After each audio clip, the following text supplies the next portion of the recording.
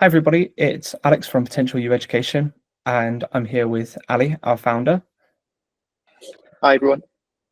And today we've got a little bit of a different one. I'm not covering computer science. It's just going to be a general revision guide. I know that a lot of people have probably got exams coming up or have just had exams and looking to the next ones in the winter. So we just thought it'd be useful to go through these techniques that we both found helpful and see if any of them resonate with you guys. How to revise. One of the most important things that you can learn at school is how to revise. So in this video, we're going to be going through all the different ways that you can revise in order to get the best results. Everybody's got a different way of revising. So for me personally, some of the techniques I'm going to recommend don't work for me, but I know that they work very well for other people. And it's best to give these a go for a little while, maybe 3 or 4 days, and then see what you think about them before fully committing. If you don't think it's working, there are a plethora of other options, and there are even more options. This is not an exhaustive list. There's plenty of options. Why is it, do you think, that so many students might struggle to revise? I think that for a lot of students, many of them don't have the space to revise. I know that I didn't have a study or anything like that, so I often resorted to the library, and not having a space to study or being stressed can also be quite difficult. And another thing that I really feel that it ties into is learning to learn, which I don't believe you're taught at school. You're more taught to memorize. And so I think that we should probably go through learning to learn in a different video, but these techniques will most certainly help you with all of your exams and also learning to learn as you're experimenting and figuring out what works well for you. Teaching somebody else. This helps improve your understanding of the topic. You'll be able to explain key principles much better. And also, most importantly, they're likely to ask you a question that you hadn't even thought of yourself. So this is one that I use every time that I have to revise something, whether that be for work or for university. I even did it at GCSE and A level, and it is called the Feynman technique. Feynman being a physicist. You might know him from the film Oppenheimer, but he was a very, very smart guy. And his idea was that if you can't teach your content that you're learning to somebody who is the age of 5 and get them to understand it, then you don't really know it to a deep level yourself. Now, this might seem kind of tricky because you've got to get somebody to work with. However, if you there are plenty of servers on Discord, or I don't think anybody uses Skype anymore, WhatsApp. There's also, I mean, you can just echo yourself against some sort of object and talk to it. Let people know you're doing that though, because otherwise they might think you've gone crazy. But it definitely does work, and it really helps you figure out exactly what you don't know, as if you can't get it down to the smallest details and then build it all the way up to the big picture, then it's likely that you're missing some things. So it's definitely a brass tacks technique. You've got to be forced to look at just the basics of your subject until you can work your way up to the explanation. So I would highly recommend this technique. Yeah, in fact, saying that, Alex, it just gave me a thought as well. Why not use ChatGPT? And why not give it a prompt to say something along the lines of, can you play the role of somebody who I need to teach? Can you play the role of a student? And of course, Yeah. You can actually speak to it and have a try at trying to teach this ChatGPT, whatever it is, exactly. the concept that you're trying to learn. The best way to learn is to teach, and if you can't use AI, then find a friend, find a parent, find a grandparent, find a great grandparent, find a niece or a nephew. I think that's actually a brilliant approach, and an interesting example that we have is in many of the school clubs that we work with, and many of the children that we teach. Some of them are in mixed age groups, and very naturally, you'll see a lot of the older ones take some time to, as long as you pair them up and mix them together, take some time to actually teach some of the younger kids around them, and they do it without even realizing it. And they're solidifying their learning. They're actually explaining what it is that they know, and in doing so, they're finding out what they actually know. So it's a brilliant technique, and yeah, as I said, the best way to learn is to teach. So that's a fantastic technique. Yeah, absolutely. I mean, I hadn't thought about using ChatGPT, but it is definitely the answer. I mean, don't go trying to teach Siri anything, though. It won't remember stuff. It's pretty useless, but ChatGPT could probably remember, and then, yeah, get it to play the role of a student, as you said. So definitely more awkward in my day when I first started doing it, but shouldn't be as bad now. But yes, I would highly recommend this this technique. Another technique is to watch videos. So personally, I find that reading from a book, I can do it for about half an hour to an hour of actually taking information in, and then it kind of stops. So you need something more visual, especially if these books don't have any like pictures or diagrams or anything. Of course, this is going to be subject dependent. I mean, there's unlikely to be diagrams in your English text. However, you can most definitely watch videos on it. And I've got a few channels here that I'd definitely recommend. So us at PotentialU for constantly updated topics and more content. Organic Chemistry Tutor is very good for maths and, well, you guessed it, chemistry.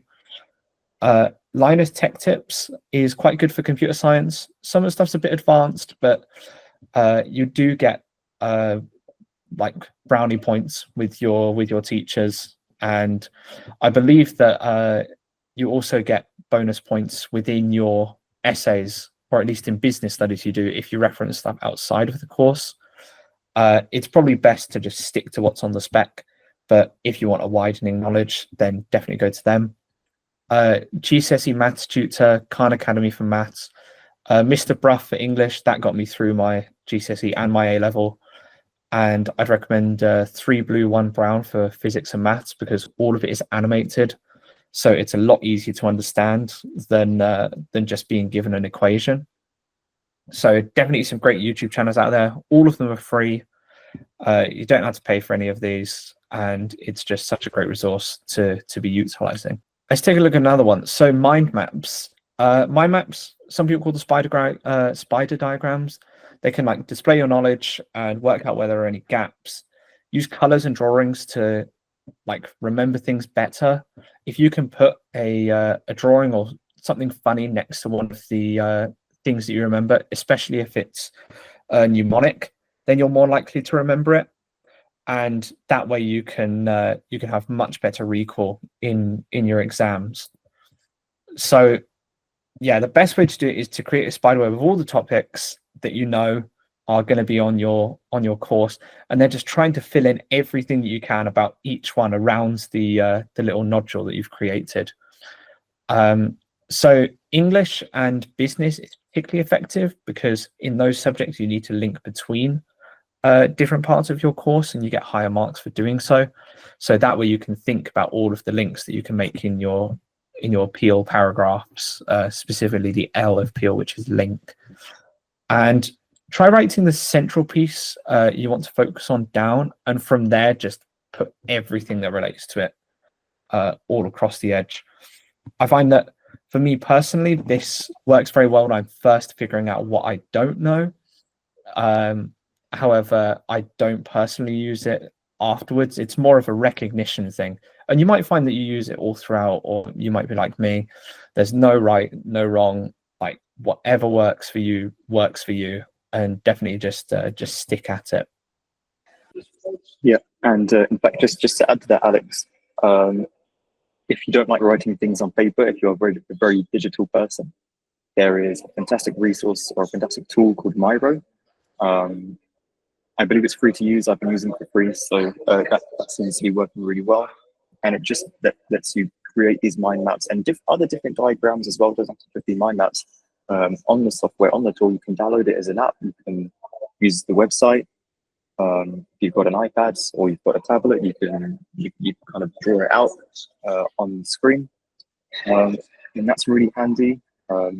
I was showing Alex earlier a mind map that was created where we inputted a bunch of information, and it then created a mind map for us, which was really interesting and a really fantastic tool. But I would definitely recommend Miro to people because it would also allow you to make different types of diagrams, and you can edit it really nicely as you go along. And mind maps are great, as Alex said. It's great at the start. They're really figuring out what it is that you know and what it is that you don't know, and kind of having that in a structured visual representation. It's in a way a nice way to kind of dump all your thoughts and everything that you think you know into one place. So yeah, I definitely recommend these as well as a really good tool for people. Yeah, what's nice about using them online, as Ali was saying, was that you don't have to carry around a load of bits of like A3 paper with you, which is what you usually do a mind map on. You do it on A4, you can do it on whatever paper you want, but you don't want to be carrying a load of paper into the exams, and you can't just look at it whenever. So if you've got it on your phone or something, then you can just take a quick look at it and know, right, that's what I've got to study today. I didn't recognize it when I was going through my mind map, my spiderweb diagram, and then just work from there. So this is my personal favorite. I would argue one of the greatest ways of revising is flashcards. So breaking your revision down into bite-sized chunks. You can write them or you can make them on your computer. I use Anki personally, and you can systemize your flashcards by topic or learning objective. So yeah, here we go. Look for apps that allow you to practice. So Anki is excellent. It's completely free. You just download it to your computer. I personally use it for foreign language vocab and use it every day, and it reminds you when you're forgetting things to the point that they just become second nature to you. So you might use it in Spanish or French, German. And then Quizlet is also incredibly handy. And what's so great about Quizlet is that it's got an AI assistant built in, so you can question Quizlet based on the cards that you've given it. When I was using it, it was free. I hope it's still free. But yeah, most importantly, make your flashcards short and snappy, just the essentials, bare bones, because otherwise it's just going to get bogged down. It's very difficult to recall. And then what's important with flashcards, and what Anki does very nicely for you, is covering them in different time periods. So if you're very strong on something, you don't want to be covering it every day because that's pointless. So instead, you'll cover it once a month. If it's okay, cover it once a week. And if you're not so great at them, that's all right. Just cover them in the next few days until they become okay or they become stronger. And then you can always reassess this later, but definitely spaced revision. You don't want to be cramming. And this is also an essential for anybody doing any revision, is past papers. Past papers help you with your exam technique, gets you used to the style of questioning. You can mark your own ones to figure out what went well. And you can also follow along marking guides on YouTube. I believe that we have one as well that I recorded a few weeks ago. So that's up if you are particularly interested in computer science. And past papers, again, are the cornerstone of effective revision. Loads of them on Physics and Maths Tutor.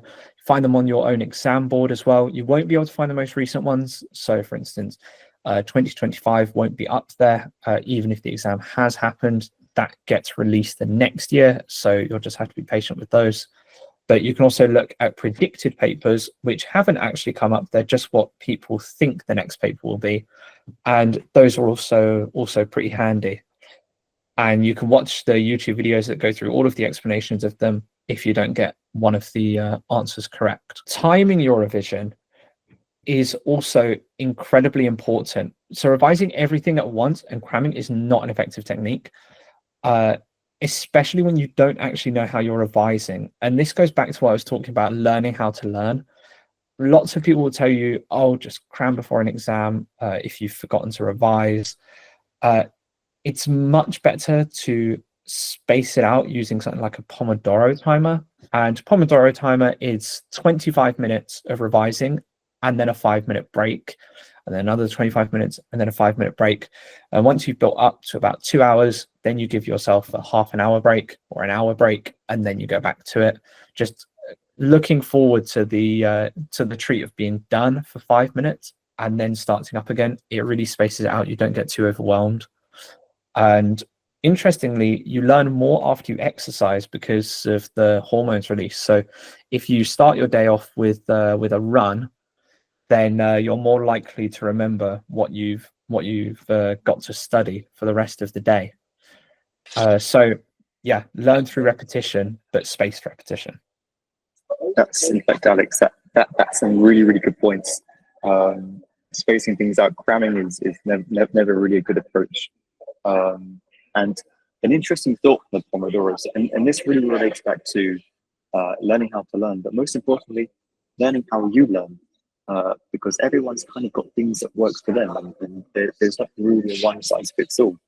So what some people will find is that Pomodoro technique works really well for them. Taking that 5-minute break is fantastic. And in fact, that's a really good point, Alex, that you mentioned on exercise and movement. Ideally, if you can get yourself moving in those 5 minutes, that would be super beneficial as opposed to, say, scrolling TikTok for 5 minutes, if you'd like to come back to working with a clear mind. But for some people, what they might find is that as they get to the 25-minute mark, they're just entering that kind of state of focus. And I can't remember the exact number, but I believe it's around 25 to 30 minutes for some people to enter what's called like a flow state. It's different for different people, but some people might actually benefit from continuing on for 45 minutes, an hour. Sometimes, I think, Alex, you've probably experienced this feeling as well, and many people have. When you get into that flow state where you've got that super focus, you kind of lose track of time because you're really just into something and you're really working on something. You kind of lose track of time and you just keep going and you get a lot of stuff done. It's very good quality as well. So it's super important to know how you learn, how things work for you. And of course, as you mentioned, keeping yourself moving. It's surprising how much exercise and movement benefits not just the body but the brain as well, especially when learning.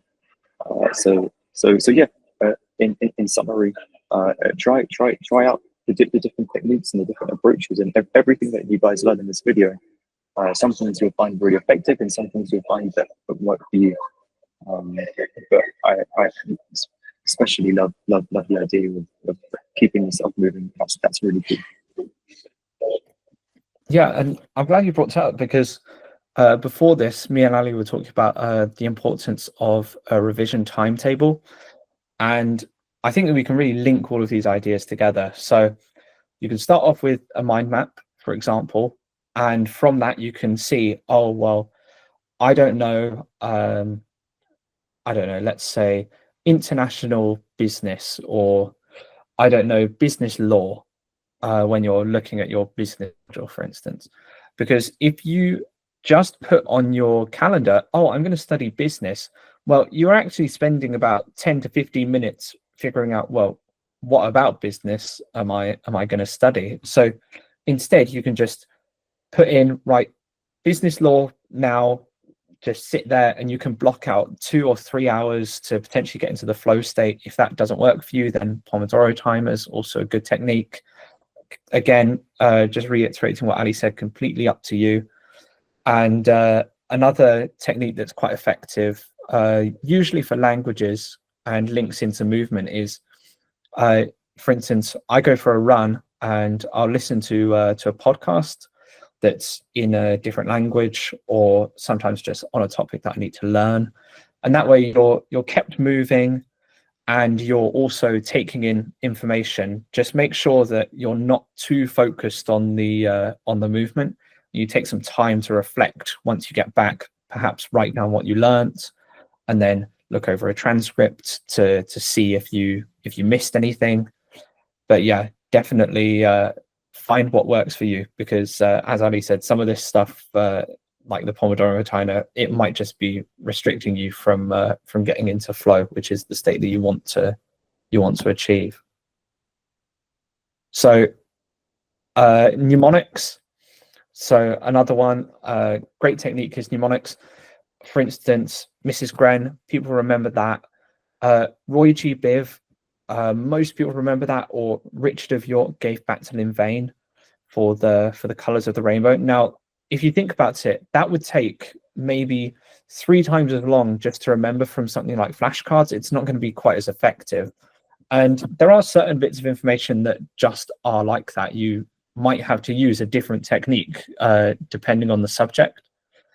So in 1492, Columbus sailed the ocean blue, rhyming, chunking the information, creating stories. There are plenty of effective mnemonic techniques, and they are some of the ways that people who go into memory competitions do remember these things, is often through mnemonics, just showing quite how powerful they are.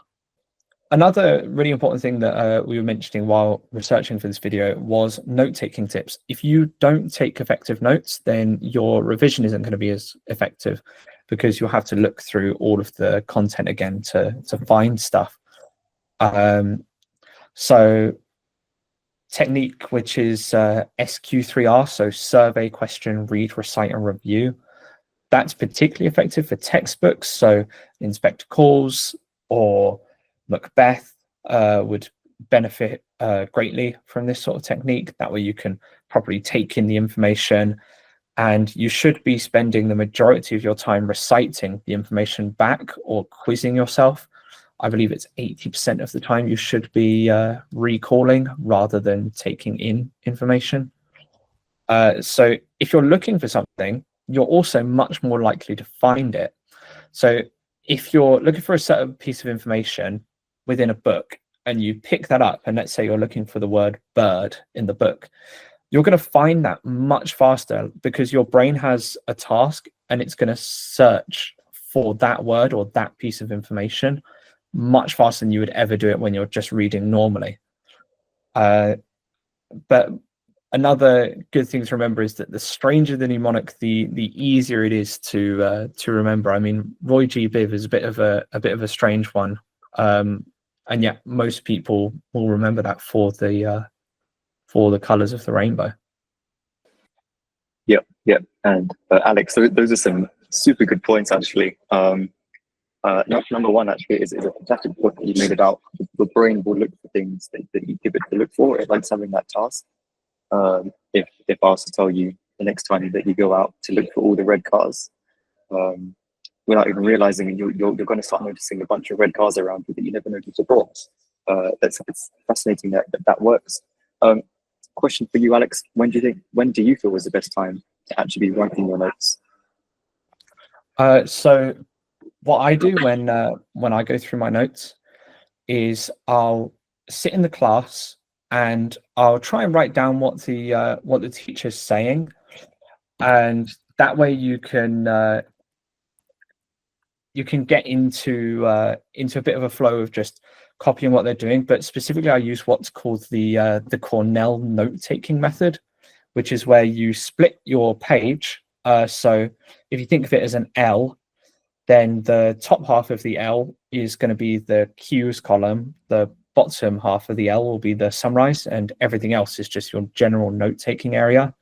And that way, when it comes back to revising, all that you're doing is just looking at the cues, and then you look at the summary at the end. And if you think, oh, well, the summary doesn't make too much sense to me, well, then just go back up to where the notes were. And if that doesn't work, I'm sure that your teachers have provided plenty of sheets or handouts that you can look through.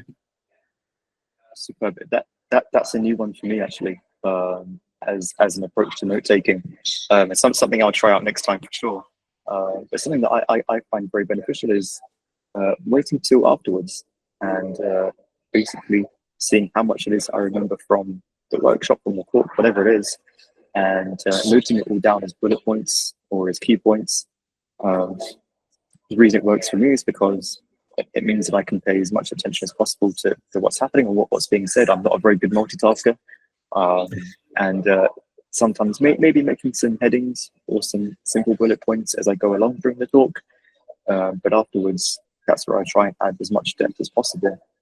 And it's great for the brain because you're testing your memory and you're testing how much you're recalling and able to recall. And I believe the term is active recall. Might be wrong, but I believe Yes, it yeah. with that. But yeah, that's fantastic. And the mnemonics as well. Those are super helpful. And, you know, it gets you thinking quite creatively, thinking of things from different angles and different perspectives to create your own mnemonics. And yeah, as you say, the more different it is, the easier it is to remember. So really good tips. Yeah, definitely come up with some strange mnemonics, guys. That's a takeaway. So most importantly, and I know that some people, because I was one of these people, will be watching this in despair. Start as early as you can. I did not for certain GCSEs, and I didn't do too badly, but I definitely could have done a lot better if I hadn't just started revising 2 days beforehand. So I would say that the earlier that you can start, the better, because you will just know all of this information and it will just be a simple like, oh yeah, I remember that, like just a simple bit of recall compared to cramming, which me and Ali have already warned against. You're better off revising for an hour or so and then getting a good night's sleep than you are revising for a long time and getting poor quality sleep on average. So yeah, just start as early as you can. I'm sure some people will not want to hear that, but that is the truth. And definitely try out some of the techniques that we went through. Let us know in the comments if you need any help, and let us know which ones work for you. I'm curious. Are you a flashcard person like I am, or maybe you just love a mind map? So let us know down below, and we'll reply to our comments. So yeah, any help that you guys need, we're here. Super. And just before we wrap things up, Alex, I had one more question for you. Because I think that a lot of students would struggle with this, and revising, studying, it can be a lot. It can be a lot for students. It can be very stressful. Do you have any tips, any advice for students who feel quite overwhelmed, are feeling very stressed out by either the amount of revision or just by having to revise in general? Yeah, I think that what's important to remember is that it's not just you that's going through it. I mean, I'm sure there are people in your class that would be happy to revise with you. Make sure to pick somebody who you will actually revise with. Sometimes your best mate is not your best revision partner. And if you can agree to yourself to block things out, for instance, for my A-levels, I blocked out 6 hours a day when I wasn't at school in the break before the exams. And once I'd done my 6 hours, that was it. I didn't think about them anymore because I've done what I've set myself, and you don't want to be constantly guilty about not having started revising. I think that really adds to the stress when you feel that, oh, I should be revising right now, I'm not revising right now. Yeah, make sure to set boundaries with yourself and hold yourself accountable to what you set. And as long as you set something that's realistic, that's achievable, you're going to feel great after you do those 6 hours. It'll be a great feeling of I've put the work in, I feel more comfortable, I'm not as stressed, and I mean, overall you're less stressed, and therefore you're going to be remembering more. But just remember that there's plenty of resources out there. There's loads of people doing the exact same thing, and I'm sure that if you reach out to help, I know that if you reach out for us to help you, we will. And I'm sure that if you ask your teachers for help, everybody is here to support you. There's nobody that is praying that you do badly. So just remember that everybody is behind you. Yes, absolutely, Alex. That's a fantastic point. Exactly that. Yeah, and we are very much here to help as well. That is very true. Nobody is praying for you to fail. Everyone actually does want you to succeed. And that's actually a very important perspective to have. And also a really good point on, it's easy to stress yourself out about, am I doing enough? Is this enough? Personally, I think a really nice approach is to simply set, as you say, boundaries, some targets, some little goals for yourself, so that you can actually define what is enough. And it gives you that freedom and that space to also set times for stepping away and taking a break. And actually that time where you do take a break is just as beneficial for your learning, just as beneficial for retaining information as the actual studying itself. So setting those boundaries, as you say, Alex, and setting some mini goals to say, well, for the day, as long as I've successfully completed my block of 6 hours of learning, I know I don't need to do any more today, and I can go and hang out with my mates. I can go and play on my Xbox, whatever it is, just to switch off. Those boundaries are really key. So, and it will help you to just avoid that stress and avoid burning yourself out or ending up in a bit of a loop where you think, oh, I should probably do a bit more. I should maybe do an extra hour or whatever it is that it's easy to get bogged down on those things. So that's really key. Managing that stress side, managing that sort of mental health side of it is really key. And calm minds, easy to remember things, easy to learn things, and you know what? You can even maybe make it enjoyable. If you've got the right study mates, you can definitely enjoy it as well. You can definitely fit it around fun things. There's some really fantastic tips, Alex, some really helpful things. Yeah, thank you to Ali, our founder, for joining me, and hopefully you've learned something, or you've figured out how you will recall something that you've learned. Yeah. So we'll see you guys next time. I think that the next video will either be learning to learn, which is quite a handy one, or might go back to computer science, but with a different format this time. So look out for that, because that'll be fun. So yeah, great to see everybody. Thank you for watching PotentialU Education. Again, any comments, you can pop them down below, or I believe we have an email in the description. If we don't, then just add a comment. I do check them.